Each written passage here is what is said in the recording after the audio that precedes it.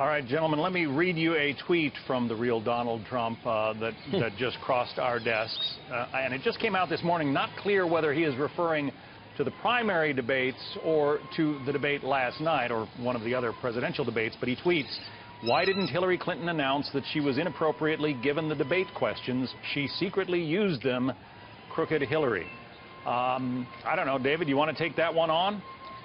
Look, again, I think that the issue here is who is Donald Trump trying to inspire? These sorts of conspiratorial tweets, and let's say even that technically one of these things may or may not be true, but there's no evidence that any of this is true, and most of it's conspiracy.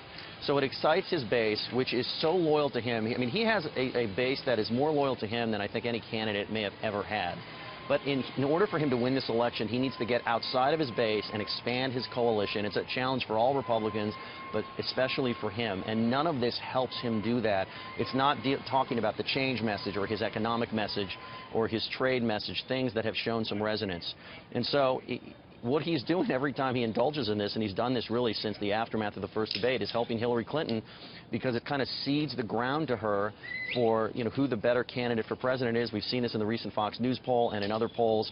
It just doesn't help, even if he's right, and there's no evidence that he is. But, Stephen, you suggest... John, just real quickly, I mean, I think there is some evidence that some of this happened. I mean, Megyn Kelly grilled Donna Brazile, the head of the Democratic National Committee, about possibly an email from WikiLeaks indicating that she possibly provided answers to Hillary Clinton before a town hall.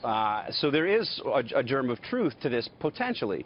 But in typical Donald Trump fashion, he takes something that is a legitimate beef and raises real questions, and rather than attack it specifically and sort of surgically, he creates this entire conspiracy theory, as you point out in your question, John, unclear whether he was referring to the primary debates or whether he was referring to this one question, or whether he was ridiculously suggesting that Chris Wallace may have been given the debate, the answers to And that's kind of what I was getting at. It's just unclear, and if he was smarter about it, at least we'd know what we were dealing with. I can guarantee you that Chris Wallace didn't hand over the questions to anybody last night, let alone the Hillary Clinton campaign. And by conflating the possibility that she got some help during the primary process against Bernie Sanders and Martin O'Malley, putting this tweet out the morning after the presidential debate that Chris Wallace moderated, again, conspiracy theory, Stephen.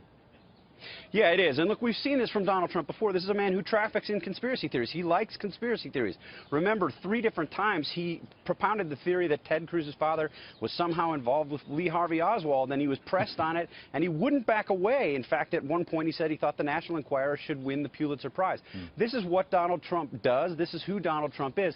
But it's silly to suggest that, especially as you point out, on the day after a debate in which Chris Wallace went after Donald Trump and asked him very tough and direct, difficult questions, and did the same exact thing with Hillary Clinton. I mean, remember, I thought the best question of the night was a follow-up that Chris asked with respect to Hillary Clinton's position on Syria. When she didn't answer the question the first time, Chris went back to her and said, would you, as Commander-in-Chief, instruct your fighters to shoot down Russian jets if you were enforcing a no-fly zone? And she dodged the question again, which she did throughout the night.